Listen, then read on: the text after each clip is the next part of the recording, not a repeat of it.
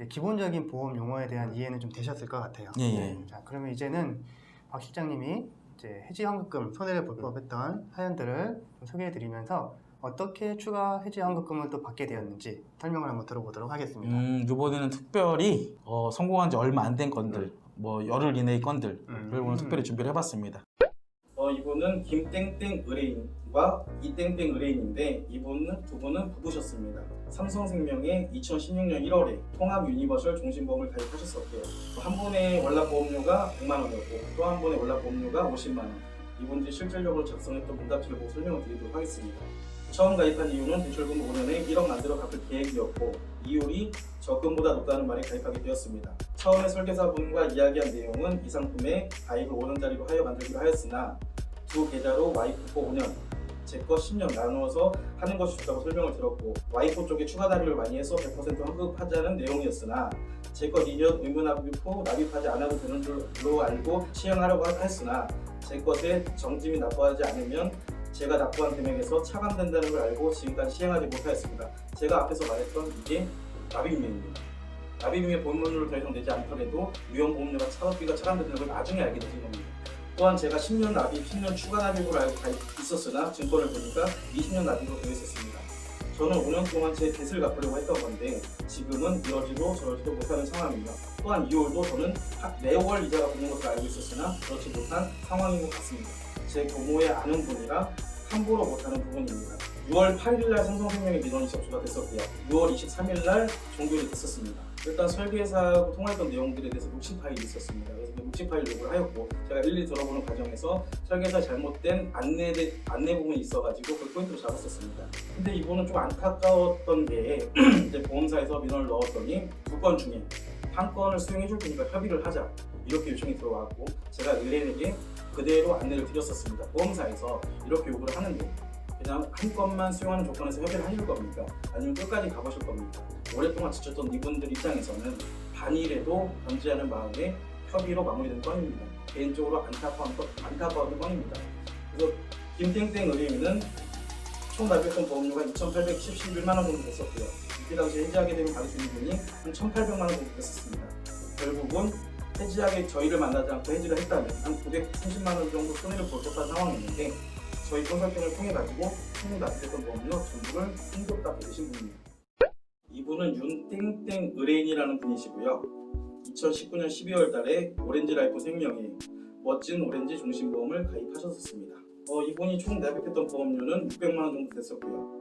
월납보험료가 100만 원 정도 됐었기 때문에 가입한 지가 6개월밖에 안 된 상황이었습니다. 그렇다 보니 당연히 해지했을 때 받을 수 있는 돈은 빵원이었고요. 이분은 저희가 그 컨설팅을 포인트로 잡았던 거는 가입 당시 친절하게 설계사가 유인물을 많이 주었더라고요. 유인물 내용에서 잘못된 부분들을 발견을 했고요. 그리고 이 보험을 가입하고 나면 유전자 검사를 해주겠다. 이거에 대해서 증거 자료 요청을 했습니다. 그리고 상품 설명을 제대로 못한 걸 포인트로 잡았었는데 계속해서 말씀드리지만 종신보험을 돈을 모으라고 가입을 시켰던 것들에 대해서 포인트를 잡았고요. 또 하나는 이분은 법인 대표님이십니다. 보통 이제 생명보험사에서 CEO 플랜이라고 많이들 하는데 대표의 퇴직금이 가능하다. 정가를 변경하면 그리고 납입한 보험료를 경비 처리가 가능하기 때문에 절세 효과가 있다. 이런 식으로 판매들을 많이 하는데 이거에 대해서 포인트로 잡고 민원을 진행했었습니다. 이분의 사연도 이분이 직접 작성했던 문답지를 보고 읽어봐드리도록 하겠습니다. CEO 플랜에서 장점으로 내세우는 부분은 상속, 사망보험금으로 알고 있는데 이혼이라 해당 없음에도 불구하고 보험료의 선금 처리와 퇴직금 이용만으로도 충분히 유리하다고 말씀하시기에 가입하게 되었습니다.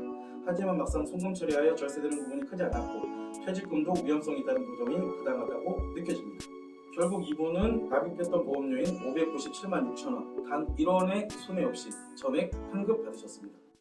마지막으로 소개해드릴 의뢰인은 김땡땡 의뢰인이라는 분이십니다. 이분은 기억이 많이 남는데요. 제 개인적으로 이분은 KB생명보험에 무배당 KB 국민의 평생종신보험 1종에 가입을 하셨었습니다. 총 납입했던 보험료가 1,150만 원 정도 됐었고요.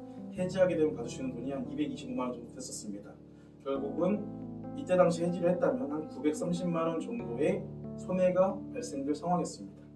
일단은 그 설계사를 알게 된 경위인데요. 기존의 자동차 보험의 합의와 손해자동사를 소개시켜주는 등 기존의 사건의 보험 처리를 도와주며 심적으로 믿음을 주고 좋은 사람으로 인식하게 하여 인간적으로 전적으로 신뢰하게 되었다. 이렇게 해서 설계사를 알게 되었고 이제 사건이 발단이 되는 겁니다. 그런데 계약 당일날 만난 적이 없고 이율의 변동으로 12월 안에 가입을 하여야 유리하다며 설계사가 대리 서명으로 급하게 가입을 했던 건입니다. 저축의 탁월한 상품임을 설명함, 납입한도가 있어 본인과 가족의 명의로도 가입하였음을 강조함, 노후 대비를 목적으로 저축성 연금 가입 상품을 들기를 원했었는데 주계약 보험료 50만 원이지만 2배의 추가 납입을 하지 않으면 원금이 보장되지 않는 상품이므로 최초 가입의 설계 자체가 잘못되었다는 걸 알게 됐다는 내용입니다. 차후 증권 및 해지 시 원금 상환표를 들여다보며 이해가 너무 안 가고 실제 너무 좋은 저축보험이 아닌 것 같아 민원 전후 KB생명 콜센터에 전화하여 해지환급금 여러 차례 확인도 하였으며 납입 금액을 조정하며 저축성이 근접해지는 보험인지 또한 시뮬레이션하며 문의하였으나 절대로 그렇지 않다는 결론에 도달하였습니다. 이분은 2016년도 12월달에 보험 가입을 하셨어요.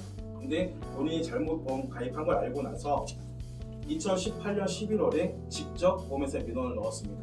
이때 당시 경유계약을 하게 한 설계사가 찾아와서 확인서를 직접 써주면서 쭉쭉쭉쭉 약속을 지킬 테니 민원을 취하해달라.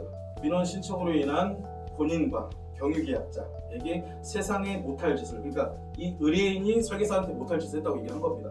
못할 짓을 했다고 자기들을 보험업계에서 사장시키는 일을 벌였다고 신청인을 파렴치한 죄인으로 만들어 버렸습니다. 그리고 이 민원이 들어가게 되면 그 분야에서 빨간 줄 낙인이 찍히고 사장되는 거라고 부들부들 떨린다고 얘기를 했습니다. 이때 당시 이 의뢰인의 개인적인 힘든 상황이 있어가지고 이들의 생업에 피해가 간다는 말에 동요하여 선한 마음으로 민원만을 해제해달라는 말에 다시 한번 쏟고 민원을 취소하게 됩니다. 이 사건이 민원 판례로 남을 것이기에 또 다른 피해자의 구제의 길이 생기길 원하는 바 대형기업을 상대로 한 계란으로 바위치기는 계속 이어질 것이며 이후에도 할 수 있는 모든 것을 다 하겠음. 이분에 대한 그 포인트로 저희가 잡았던 것들은 아까 잠깐 언급했던 경유계약. 경유계약은 제가 일전에 한번 설명을 드린 적이 있었습니다. 모집 설계사와 취급 설계사가 달랐던 계약입니다. 그리고 자필 설명을 하지 않았었습니다. 아까 설계사가 뭐라고 얘기했죠? 12월달, 6월달 지나면 금리가 떨어지니까 당장 가입해야 된다. 내가 서명을 해도 아무 문제가 없다 해서 설계사가 대리 서명했던 건입니다. 저희한테 오기 전에 민원을 넣었었고 민원을 이미 취하했기 때문에 민원 취한 거를 저희가 재민원을 넣는다고 해서 얼마만큼 의미가 될지를 많이 고민했는데 결국 변호사님과 확인한 결과 이 확인서의 내용이 결국은 뭐 언제까지 돈을 어떻게 한다는 내용이거든요.